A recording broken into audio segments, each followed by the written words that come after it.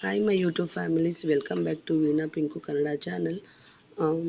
ಇವತ್ತು 2ನೇ ದಿನ. ಧರ್ಮನ ನಿನ್ನೆ ತಾನೇ ಅಡ್ಮಿಟ್ ಮಾಡಿದ್ವಿ ಅಂತ ಅಂದರೆ CT ಸ್ಕ್ಯಾನಿಂಗು, ಬ್ಲಡ್ ಟೆಸ್ಟು ಎಲ್ಲ ಟೆಸ್ಟ್ಗಳು ಕೂಡ ಆಗಿ ಇವತ್ತು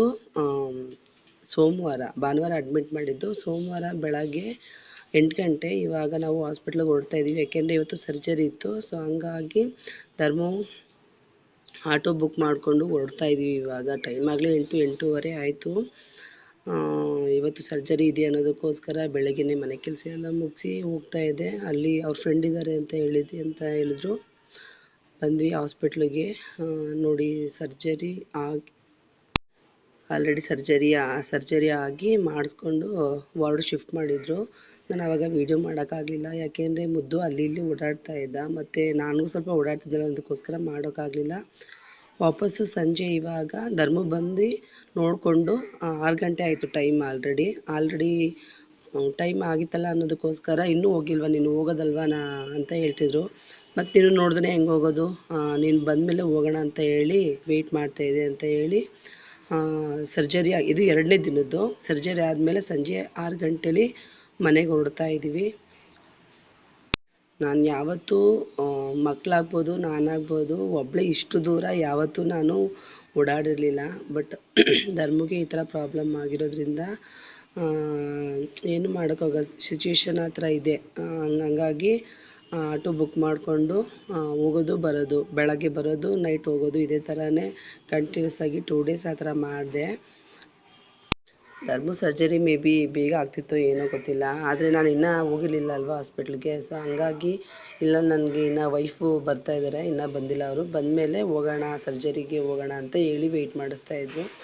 ಆಮೇಲೆ ನಾನು ಬಂದಮೇಲೆ 10 ಗಂಟೆ ಕರೆಕ್ಟಾಗಿ ಕರ್ಕೊಂಡೋದ್ರು. ಮೇ ಬಿ ನನಗೇನು ಗೊತ್ತು, 10 ಗಂಟೆ ಕರ್ಕೊಂಡೋದ್ರಲ್ಲ, ಆವಾಗಲೇ ಸರ್ಜರಿ ಸ್ಟಾರ್ಟ್ ಮಾಡೋರು ಅಂತ ಅಂದ್ಕೊಂಡಿದ್ದೆ. ಆದರೆ ಇನ್ನೂ ಸ್ಟಾರ್ಟ್ ಮಾಡಿರಲಿಲ್ಲ. ಒಳಗಡೆ ಒಬ್ಬರು ಪೇಷಂಟು ಆಪ್ರೇಷನ್ ನಡೀತಾ ಇದ್ದಂಗೆ ಇನ್ನೊಬ್ಬ ಪೇಷಂಟು ಡೋರ್ ಹತ್ರ ವೆಯ್ಟ್ ಮಾಡ್ತಾ ಇರಬೇಕು, 1/2 ಅವರ್ 1 ಅವರು. ಆಮೇಲೆ ಧರ್ಮು ಅಲ್ಲಿ ಕರ್ಕೊಂಡೋದಾಗ 1 ಅವರ್ 1/2 ಅವರು ಅಲ್ಲೇ ಇದ್ರಂತೆ. ನನಗೆ ಗೊತ್ತಿಲ್ಲ, ಅವ್ರ ಫ್ರೆಂಡ್ ಬಂದು ಹೇಳಿದ್ರು, ಇಲ್ಲ ಇನ್ನೂ ಸರ್ಜರಿಗೆ ಇನ್ನೂ ಕರ್ಕೊಂಡೋಗಿಲ್ಲ, ಒಂದು ಪೇಷಂಟ್ ಒಳಗಡೆ ಇದೆ, ಅದು ಬಂದ ಮೇಲೇ ಧರ್ಮನ ಕರ್ಕೊಂಡೋಗ್ತಾರೆ ಅಂತ. ಸರ್ಜರಿ ಕರ್ಕೊಂಡೋಗಿದ್ದು 11:30 ಕರ್ಕೊಂಡೋಗಿದ್ದು. 11:30 ಕರ್ಕೊಂಡೋಗಿ 12:15 ಕರೆಕ್ಟಾಗಿ ಆಪ್ರೇಷನ್ ಆಯಿತು ಅಂತ ಹೇಳಿದ್ರು. ಅದಾದಮೇಲೆ ಮತ್ತೆ ನಾನು ನೋಡ್ಕೊಬರೋಕ್ಕೆ ಅಂತ 4 ಸಲ ಹೋದೆ. 4 ಸಲನೂ ಬಿಡಲಿಲ್ಲ ಅವರು. ಏಪ್ರಾನ್ ಹಾಕ್ಕೊಂಡು ಹೋಗಿ ಮೇಡಮ್, ಇಲ್ಲಾಂದರೆ ಒಳಗಡೆ ಅಲೋ ಮಾಡಲ್ಲ ಅಂತ ಅಂದರು. ಮತ್ತು ಇನ್ನೇನು ಮಾಡೋದು, ಏಪ್ರಾನು ಕೆಳಗಡೆ ಗ್ರೌಂಡಲ್ಲಿ ಹೋಗಿ ತೊಗೋಬೇಕು. ಮತ್ತು ನಾನು ಮುದ್ದನ್ನ ಕರ್ಕೊಂಡು ಗ್ರೌಂಡ್ ಕರ್ಕೊಂಡೋದೆ. ಮತ್ತು ಅಲ್ಲಿ ಚಿಕ್ಕ ಮಕ್ಳಿಗೆ ಅಲೌಡ್ ಇಲ್ಲ, ನೋಡಿದ್ರೆ ಮತ್ತೆ ಮನೆಗೆ ಕಳಿಸ್ತಾರೆ ಅನ್ನೋದಕ್ಕೋಸ್ಕರ ನಾನೇನು ಮಾಡಿದೆ, ಹೋಗಲಿಲ್ಲ. ಮತ್ತೆ ಮೇಲ್ಗಡೆ ಬಂದೆ. ಅಲ್ಲಿ ಇನ್ನು ಅನಸ್ತೇಷಿಯಾ ಕೊಟ್ಟಿದ್ರಲ್ಲ, ಅನಸ್ತೇಷಿಯಾ ಇಂಜೆಕ್ಷನ್ ಕೊಟ್ಟಿರಲ್ಲ, ಅದು 4 ಅವರ್ ಅದು ಇಳಿಯೋ ತನಕ ವಾರ್ಡ್ ಶಿಫ್ಟ್ ಮಾಡಲ್ಲ, ಅದಾದಮೇಲೆ ಶಿಫ್ಟ್ ಮಾಡ್ತೀನಿ ಅಂತ ಹೇಳಿದ್ರು. ಮತ್ತೆ ಹೋಗಿ ಕೇಳಿದಾಗ, ಮೇಡಮ್ 4 ಅವರ್ಸ್ ಆಯಿತು, ಇನ್ನು ವಾರ್ಡ್ ಶಿಫ್ಟ್ ಮಾಡೋದು ಯಾವಾಗ, ಅಟ್ಲೀಸ್ಟ್ ಒಂಥರ ನೋಡೋಕ್ಕಾದ್ರೂ ಬಿಡಿ ನನಗೆ, ನಾನು ಬೆಳಗ್ಗೆಯಿಂದ ನೋಡಿಲ್ಲ ಆ ಸರ್ಜರಿ ಆದಾಗಿಂದನೂ ಅಂತ ಹೇಳಿದ್ದಕ್ಕೆ, ಇಲ್ಲ ಮೇಡಮ್ ಬಿಡೋಕ್ಕಾಗಲ್ಲ, ಇನ್ನೂ 2 ಅವರ್, ಇನ್ನೂ ಅವ್ರಿಗೆ ಅನಸ್ತೇಷಿಯಾ ಕೊಟ್ಟರೆ ಇನ್ನೂ ಇಳಿದಿಲ್ಲ, ಸೊ ಹಂಗಾಗಿ ಇನ್ನೂ 2 ಅವರ್ ಲೇಟ್ ಆಗುತ್ತೆ ಅಂತ ಹೇಳಿದ್ರು.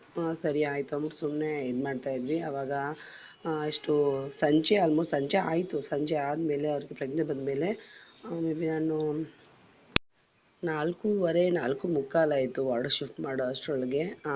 ಸರಿ ಆಯಿತು, ವಾರ್ಡ್ ಶಿಫ್ಟ್ ಮಾಡಿ ಎಲ್ಲ ಆದಮೇಲೆ ಮಾತಾಡಿಕೊಂಡು ಧರ್ಮ ಅಂತಿದ್ರು, ನೀನು ಹೋಗಿದ್ಯಾ ಅಂತ ಅಂದ್ಕೊಂಡೆ, ನೀನು ಇನ್ನೂ ಹೋಗಿಲ್ವೋ, ಇಲ್ಲೇ ಇದೆಯಾ ಅಂತ ಇದ್ರು. ಮತ್ತು ನಾನು ಸರ್ಜರಿ ಆಗುತ್ತೆ ಮಧ್ಯಾಹ್ನದಿಂದ ನನಗೆ ನೋಡೋಕ್ಕೆ ಬಿಟ್ಟಿಲ್ಲ, ಮತ್ತು ನೋಡ್ದೇ ಮಾತಾಡಿಸ್ತಾನೆ ನಾನು ಮನೆಗೆ ಹೋಗೋಕ್ಕಾಗುತ್ತಾ ಅಂತ ಹೇಳಿ, ಅದು ಹೆಂಗೆ ಹೋಗೋಕ್ಕಾಗುತ್ತೆ, ನೋಡ್ಕೊಂಡು ಹೋಗೋಣ, ಟೈಮ್ ಆದರೂ ಪರವಾಗಿಲ್ಲ ನೋಡ್ಕೊಂಡು ಹೋಗೋಣ ಅಂದ್ಬಿಟ್ಟು ನಾನು ಇಲ್ಲೇ ಇದ್ದೆ ಅಂತ ಹೇಳಿದೆ. ಇವತ್ತು ಮನೀಷ್ನು ಕರ್ಕೊಬಂದಿದ್ದೆ. 2ನೇ ದಿನ ಅಲ್ವಾ, ಅವತ್ತು ಮನೀಷ್ನ ಕರ್ಕೊಬಂದಿದ್ದೆ. ಅವನು ನೆಕ್ಸ್ಟ್ ಡೇಗೆ ಕೂಡ ಅಮ್ಮ ನಾನು ಸ್ಕೂಲ್ಗೆ ಹೋಗಲ್ಲ, ನಾನು ಜೊತೆನೇ ಬರ್ತೀನಿ ಅಂತ ಹೇಳ್ತಾ ಇದ್ದ. ಸರಿ ಆಯ್ತಪ್ಪ ಅಂತ ಹೇಳಿ ಕರ್ಕೊಬಂದಿದ್ದೆ. ಆದರೆ ಅದು ಮಾಡಿರೋದು ಇದು 3ನೇ ದಿನ, ಡಿಸ್ಚಾರ್ಜ್ ಮಾಡೋ ದಿನ. ಬೆಳಗ್ಗೆ ನಾನು ಸ್ವಲ್ಪ ಲೇಟಾಗಿ ಬಂದೆ. ನೋಡಿ, ಮುದ್ದು ಅವ್ರ ಅಪ್ಪಾಜಿ ನೋಡಿದ ತಕ್ಷಣ ಅವ್ರ ಅಪ್ಪಾಜಿ ಹಿಂದೆನೇ ಅವನೇ, ಬಿಟ್ಟಿರ್ತಾನೆ ಇಲ್ಲ. ಬಾರೋ ಅಂದರೂ ಇಲ್ಲ, ವಾಶ್ರೂಮ್ಗೆ ಹೋದ್ರು ಕೂಡ ವಾಶ್ರೂಮ್ಗೆ ಹೋಗ್ತೀನಿ ನಾನು, ಎತ್ಕೋ ಅಂತ ಎಷ್ಟು ಹಿಂಸೆ ಕೊಡ್ತಾನೆ ಅಂದರೆ ಸುಮ್ಮನೆ ಇರಲ್ಲ ಅವನು. ಅದಕ್ಕೆ ಸರಿ ಆಯಿತು. ಮಕ್ಳುಗಳಿಗೆ ಏನು ಗೊತ್ತಾಗುತ್ತೆ, ಏನು ಹೇಳಿದ್ರು ಅಷ್ಟೇ ಗೊತ್ತಾಗಲ್ಲ. ಅವ್ನಿಗೆ ಜಾಸ್ತಿ ಅವ್ರ ಪಪ್ಪ ಅಂದರೆ ಜಾಸ್ತಿ ಇಷ್ಟ. ಹಂಗಂದ್ರೆ ಅವ್ರ ಪಪ್ಪ ಬೇಕು, ನಾನು ಬೇಡ ಅಂತ ಅಲ್ಲ, ಇಬ್ಬರೂ ಬೇಕು, ಇಬ್ಬರು ಕಣ್ಮುಂದೆನೇ ಇರಬೇಕು. ಹಂಗೂ ನೋಡಿ ಅವ್ನು ಜಾಸ್ತಿ ಹಿಂಸೆ ಮಾಡ್ತಾ ಇದ್ದಾನೆ. ಅದಕ್ಕೋಸ್ಕರ ಎಷ್ಟೇ ಆದರೂ ಅಪ್ಪ ಅಮ್ಮಂದಿರು ತನ್ನ ಮಕ್ಳುಗಳ್ನ ಎಷ್ಟೇ ಕಷ್ಟದಲ್ಲಿದ್ರೂ ಎತ್ಕೊಳ್ತಾನೆ ಇರಲ್ಲ. ಸಾರಿ, ಬೆಳಗ್ಗೆ ನಾವು ಇವತ್ತು ಧರ್ಮದ್ದು ಡಿಸ್ಚಾರ್ಜ್ ಇತ್ತು. ಇವತ್ತಿಗೆ 3 ಡೇಸ್ ಆಯ್ತಲ್ವಾ. ಸೊ ಹಂಗಾಗಿ ಇವತ್ತು ಡಿಸ್ಚಾರ್ಜ್ ಇತ್ತು ಅಂತ ಹೇಳಿ ಸ್ವಲ್ಪ ಇವತ್ತು ಲೇಟಾಗಿ ಬಾ ಅಂತ ಹೇಳ್ತು. ಡೈಲಿ ನಾನು ಬೇಗನೆ ಹೋಗ್ತಾ ಇದ್ದೆ, ಅಂದರೆ ಒಂದು 8 ಗಂಟೆಗೆಲ್ಲ ಆಲ್ಮೋಸ್ಟು 8-8:30 ಅಷ್ಟರೊಳಗೆಲ್ಲ ನಾನು ಹಾಸ್ಪಿಟ್ಲಲ್ಲೇ ಇರ್ತಾಯಿದ್ದೆ. ಆದರೆ ನನಗೂ 2 ದಿನದಿಂದ ಈ ಮಕ್ಳುಗಳ್ನ ಕರ್ಕೊಂಡೋಗೋದು ಮತ್ತು ಅಲ್ಲೆಲ್ಲ ಓಡಾಡೋದು, ನನಗೆ ಮನೆ ಕೆಲಸನೂ ಮಾಡಿ ಮತ್ತು ಅಲ್ಲೂ ಓಡಾಡಬೇಕು ಅಂತ ಹೇಳಿ ನನಗೆ ಒಂಥರ ಜಾಸ್ತಿ. ಇವಾಗಲೂ ನೋಡಿ ನಾನು ಅವ್ರ ಜೊತೆ ಕೂಗಾಡಿ ವಾಯ್ಸೇ ನನಗೆ ಬರ್ತಾಯಿಲ್ಲ. ಹಂಗಾಗಿ ಸ್ವಲ್ಪ ಲೇಟಾಗಿ ಬಾ ಅಂತ ಹೇಳಿತ್ತು ಅಂತೇಳಿ ನಾನಿವತ್ತು 9:30ಗೆ ಮನೆ ಬಿಟ್ಟಿದ್ದೆ. ಆಲ್ಮೋಸ್ಟು ಒಬ್ಬರು ಡಾಕ್ಟ್ರು ಬಂದು ಹೋಗಿದ್ರಂತೆ. ಏನು ಚೆಕಪ್ ಏನೂ ಇರಲಿಲ್ಲ. ಡಾಕ್ಟ್ರು ಬಂದು ನೋಡಿಬಿಟ್ಟು ಎಲ್ಲ ಎಕ್ಸ್ಪ್ಲೇನ್ ಮಾಡಿ ಇವತ್ತು ಡಿಸ್ಚಾರ್ಜ್ಗೆ ಅಂತ ಹೇಳಿ ಎಲ್ಲ ಮಾತಾಡಿ ಹೋಗಿದ್ರು. ಇವತ್ತು ಆಯಿತು ಡಿಸ್ಚಾರ್ಜ್ ಒಟ್ಟಿನಲ್ಲಿ. ಇವಾಗ ಇದು ಯಾವ ಥರ ಆಗಿದೆ ಅಂತ ಅಂದರೆ ಮತ್ತೆ ಹೋಗಬೇಕು. ಸೇಮು ನನಗೆ ಒಂದು ಸಲ ಕಿಡ್ನಿ ಸ್ಟೋನ್ ಆಗಿದ್ದಾಗ ನಾನು ಮೈಸೂರಲ್ಲಿ ಮಾಡಿಸ್ಕೊಂಡಿದ್ದೆ. ಆವಾಗಿದ್ದಾಗ ಸೇಮು ಕಿಡ್ನಿ ಸ್ಟೋನ್ಗೆ ಮಾಮೂಲಿ CT ಸ್ಕ್ಯಾನಿಂಗ್ ಮಾಡಿ ಸ್ಟಂಟ್ ಹಾಕಿದ್ರು. 1 ಮಂತ್ ಆದಮೇಲೆ ಸ್ಟಂಟ್ ರಿಮೂವ್ ಮಾಡೋಕ್ಕೆ ಅಂತ ಬರೋಕ್ಕೆ ಹೇಳಿದ್ರು. ಬಟ್ ನನಗೆ ಅಂದರೆ ಕಿಡ್ನಿಲಿತ್ತು. ಧರ್ಮಕ್ಕೆ ಯಾವ ಥರ ಅಂತ ಅಂದರೆ, ಇಲ್ಲಿ ನಾನು ನಿಮ್ಗೆ ತೋರಿಸ್ತೀನಿ ನೋಡಿ, ಇದು ಕಿಡ್ನಿ, ಸರಿನಾ? ಕಿಡ್ನಿ ಇಲ್ಲಿದ್ದಾಗ ಸಾರಿ ಇಲ್ಲಿದ್ದರೆ ಫ್ರಂಟಿಂದ ತೋರಿಸಿ ನಿಮ್ಗೆ ಗೊತ್ತಾಗುತ್ತೆ. ಇಲ್ಲಿ ನೋಡಿ, ಇಲ್ಲಿರುತ್ತೆ ಅಲ್ವಾ ಕಲ್ಲು, ಅದು ಸ್ಟೋನು, ಅದು ಇಲ್ಲಿಲ್ಲ ಅಂತೆ, ಅದು ಸೆಂಟ್ರಲ್ಲಿ ಅಂದರೆ ಮಧ್ಯಕ್ಕೆ ಬಂದು ಇಲ್ಲಿ ಸ್ಟಕ್ ಆಗಿಬಿಟ್ಟಿದೆ. ಸೊ ಹಂಗಾಗಿ ಆ ಡಾಕ್ಟರ್ ಏನಂತ ಹೇಳಿದ್ದಾರೆ ಅಂತ ಅಂದರೆ, ಅದು ಇಲ್ಲಿದ್ದರೆ ಆರಾಮಾಗಿ ತೆಗಿಯೋಕ್ಕೆ ಈಸಿ ಆಗ್ತಿತ್ತು. ಆದರೆ ಇದು ಮಧ್ಯದಲ್ಲಿ ಇದೆಯಲ್ಲ, ಆವಾಗ ತೆಗಿಯೋಕ್ಕೆ ಹಂಗೆ ತೆಗಿಯೋವಾಗ ಆರಾಮಾಗಿ ಬಂದರೆ ಓಕೆ ತೆಗಿಬೋದು. ಆದರೆ ಇದು ಜಾರ್ಕೊಂಡು ಮತ್ತೆ ಮೇಲ್ಗಡೆಗೆ ಹೋದರೆ ಸ್ವಲ್ಪ ಕಷ್ಟ ಆಗುತ್ತೆ. ಆವಾಗ ಲೇಸರ್ ಶೂಟ್ ಮಾಡ್ತಾರಲ್ಲ ಆ ಥರ ಮಾಡಬೇಕಾಗುತ್ತೆ ಅಂತ ಹೇಳಿದರು. ಇದು ಹೇಳಿದ್ನಲ್ಲ ಆ ಥರ ಆಗಿತ್ತು. ಹಂಗಾಗಿ ಅವರು ಇಲ್ಲಿ ಫಸ್ಟ್ ಒಂದು ಹಾಸ್ಪಿಟ್ಲಲ್ಲಿ ತೋರಿಸಿದ್ವಿ ಅಲ್ಲ, ಅಲ್ಲಿ ಮಾಡಿಸೋಕ್ಕಾಗಲ್ಲ, ನಾರ್ಮಲ್ ಸ್ಕ್ಯಾನಿಂಗ್ ಮಾಡಿಸಿದ್ದು. ಅಲ್ಲಿ CT ಸ್ಕ್ಯಾನಿಂಗ್ ಮಾಡಿಸಿ ಎಲ್ಲ ಆದಮೇಲೆ ಅಲ್ಲಿ ಡಾಕ್ಟ್ರು ಬಂದು ಈ ಥರ ಎಕ್ಸ್ಪ್ಲೇನ್ ಮಾಡಿ ಹೋಗಿದ್ರು. ಅಷ್ಟರೊಳಗೆ ನಾನು ಹೋಗೋಷ್ಟರೊಳಗೆ ಆಗಲೇ ಎಕ್ಸ್ಪ್ಲೇನ್ ಮಾಡಿದರು. ಸರಿ ಆಯಿತು ಅಂತ ಸರ್ಜರಿ ಮಾಡಿದ್ರು. ಅಂದರೆ ಸ್ಟಂಟ್ ಹಾಕಿದ್ದಾರೆ. ಅದನ್ನು ಮತ್ತೆ 10 ಡೇಸ್ ಆದಮೇಲೆ ಬಂದು ಮತ್ತೆ ಚೆಕಪ್ ಮಾಡಿಸ್ಕೋಬೇಕು. ಅದಾದಮೇಲೆ 3 ವೀಕ್ ಆದಮೇಲೆ ಆ ಸ್ಟಂಟ್ ಹಾಕಿದ್ರಲ್ಲ ಅದನ್ನು ರಿಮೂವ್ ಮಾಡಿಸ್ಕೊಳ್ಳೋಕ್ಕೆ ಅಂತ ಬರೋಕ್ಕೆ ಹೇಳಿದ್ದಾರೆ. ಇವತ್ತಿಗೆ ಒಟ್ಟಿನಲ್ಲಿ 3 ಡೇಸ್ ಆಯಿತು. ಮೇ ಬಿ ನಾನು ಅಂದ್ಕೊಂಡಿದ್ದೆ ಇವತ್ತು ಸಂಜೆನೇ ಆಗುತ್ತೆ ಅಂತ. ಬಟ್ ಮಧ್ಯಾಹ್ನಕ್ಕೆ ಬೇಗ ಡಿಸ್ಚಾರ್ಜ್ ಆಯಿತು. ಒಟ್ಟಿನಲ್ಲಿ ಅಪ್ರೂವಲ್ ಬೇಗ ಬಂದರೆ ಬೇಗ ಡಿಸ್ಚಾರ್ಜ್ ಮಾಡ್ತಾರೆ, ಇಲ್ಲ ಅನ್ನಿಲ್ಲ ಅಂತ. ಓಕೆ, ಇವಾಗ ಏನೂ ಪ್ರಾಬ್ಲಮ್ ಇಲ್ಲ. ಆದರೆ ಇಲ್ಲಿ ಗ್ಲೂಕೋಸ್ ಹಾಕೋಕ್ಕೆ ಅಂತ ಆಗಿದ್ರಲ್ಲ, ಅದನ್ನು ತೆಗ್ಸಿಲ್ಲ. ಯಾಕೆಂದರೆ ಅದು ಆ್ಯಂಟಿಬಯೋಟಿಕ್ಕು ಹಾಕೋ, ಅದಕ್ಕೆ ಡೈಲಿ ಟ್ವೈಸ್ ಅಂದರೆ ದಿನದಲ್ಲಿ ಎರಡು ಸಲ ಗ್ಲೂಕೋಸ್, ಒಂದು ಸ್ಮಾಲ್ ಬರುತ್ತೆ ಅದು ಆ್ಯಂಟಿಬಯೋಟಿಕ್ ಥರ. ಅದಕ್ಕೆ ಒಂದು ಇಂಜೆಕ್ಷನ್ನು 950 ಏನೋ ಇತ್ತು ಒಂದು ಇಂಜೆಕ್ಷನಿಗೆ. ಅಲ್ಲಿ 3 ಇಂಜೆಕ್ಷನ್ ಅಂದರೆ ದಿನಕ್ಕೆ 2 ಅಂತ ಅಂದರೆ 3 ದಿನ ಹಾಕ್ಸ್ಕೋಬೇಕು ಅಂತ ಹೇಳಿದ್ದು. ಒಟ್ಟು ಟೋಟಲ್ 6 ಆಯಿತು. ಸೊ ಅದನ್ನು ಮತ್ತಿನ್ನು ನಾವು ಇನ್ನೂ 3 ದಿನ ಅಂದರೆ ಇವತ್ತು ಸೇರಿ ಇವತ್ತಿಗೆ 3 ದಿನ ಆಯಿತು. ಮತ್ತೆ 3 ಡೇಸ್ ಅಂತ ಅಂದರೆ 6 ದಿನ ಆಗುತ್ತೆ ಅಂತ ಹೇಳಿ. ಯಾಕೆಂದರೆ ಈ ವರ್ಷದ್ದು ಧರ್ಮದ ಲೀವ್ಗಳು ಯಾವುದೂ ಇರಲಿಲ್ಲ, ಎಲ್ಲ ಮುಗ್ದೋಗಿತ್ತು.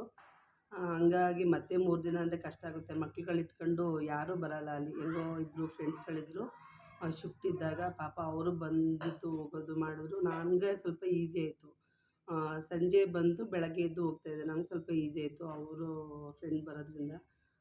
ಸೊ ಹೆಂಗೋ 3 ಡೇಸ್, ಇವತ್ತಿಗೆ 3 ಡೇಸ್ ಹೆಂಗೋ ಮ್ಯಾನೇಜ್ ಮಾಡಿದ್ವಿ ಅಂತ ಹೇಳಿ. ಮತ್ತೆ 3 ಡೇಸ್ಗೆ ಇದನ್ನು ಹಾಕ್ಸ್ಕೋಬೇಕು ಅಂತ ಹೇಳಿದ್ರು. ಮತ್ತು ಅಲ್ಲಿ ಇರೋಕ್ಕಂತೂ ಆಗೋಲ್ಲ ಅಂತ ಹೇಳಿ ಹೊರಗಡೆ ಹಾಕ್ಸ್ಕೊತೀವಿ ಅಂತ ಹೇಳಿ ಅಲ್ಲೇ ಮೆಡಿಕಲಲ್ಲಿ ಎಲ್ಲ ತೊಗೊಬಂದ್ವಿ. ಮೆಡಿಷನ್ನು ಮತ್ತು ಇಂಜೆಕ್ಷನ್ನು, ಆ್ಯಂಟಿಬಯೋಟಿಕ್ ಬಾಟಲ್ ಬರುತ್ತೆ ಇಷ್ಟಿಷ್ಟದ, ಅದು ಟೋಟಲ್ ಎಲ್ಲ ಒಂದಷ್ಟು ಟ್ಯಾಬ್ಲೆಟ್ಸ್ಗಳು, ಒಂದು ಸಿರಪ್ಪು ಎಲ್ಲ ಕೊಟ್ಟಿದ್ದಾರೆ. ತಗೊಂಡು ಬಂದ್ವಿ. ಮನೆಗೆ ಬಂದು ಎಷ್ಟು ಇದು ಟೈಮು 4 ಗಂಟೆ 4:15 ಆಗಿತ್ತು ಅನಿಸುತ್ತೆ. ಮನೆಗೆ ಬಂದ್ವಿ. ಆಯಿತು, ಎಲ್ಲರೂ ಧರ್ಮ ಸ್ನಾನ ಎಲ್ಲ ಆಯಿತು ಒಟ್ಟಿನಲ್ಲಿ. ಇವತ್ತು ಮಂಗಳವಾರ. ಯಾವತ್ತು ಹೋಗಿದ್ದು ನಾವು ಅಂತ ಅಂದರೆ ಭಾನುವಾರ ಹೋಗಿ ಎಲ್ಲ ಚೆಕಪ್ ಮಾಡಿಸಿದ್ವಿ. ಸೋಮವಾರ ನಿನ್ನೆ ಎಲ್ಲ ಸರ್ಜರಿ ಎಲ್ಲ ಆಯಿತು. ಇವತ್ತು ಮಂಗಳವಾರ, ಇವತ್ತು ಅಮಾವಾಸ್ಯೆ, ಡಿಸೆಂಬರ್ 12. ಇವತ್ತಿಗೆ 3 ಡೇಸ್ ಆಯಿತು.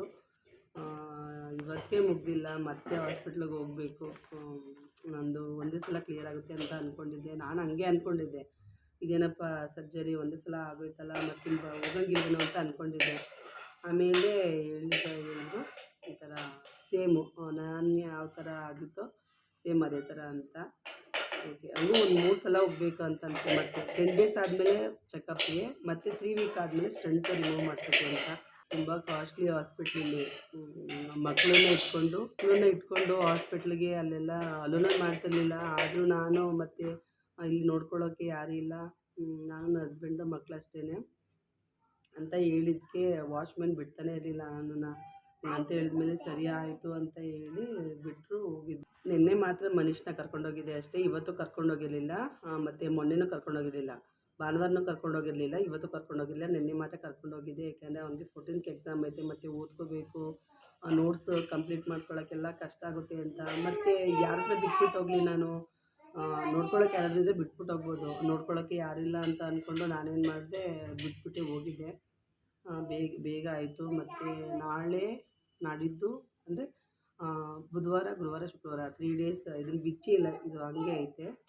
3 ಡೇಸ್ ಆದಮೇಲೆ ಮತ್ತೆ ಒಂದಷ್ಟು ಟ್ಯಾಬ್ಲೆಟ್ಗಳು ಕೊಟ್ಟವ್ರೆ, ಅದನ್ನು ಫುಲ್ಲು ತಿನ್ನಬೇಕು. ಆಮೇಲೆ ಒಂದು 2 ವೀಕ್ ತನಕ ಏನೂ ಕೆಲಸ ಮಾಡಬಾರ್ದು, ವೆಯ್ಟ್ ಏನೂ ಇರಬಾರ್ದು ಅಂತ ಹೇಳವ್ರೆ.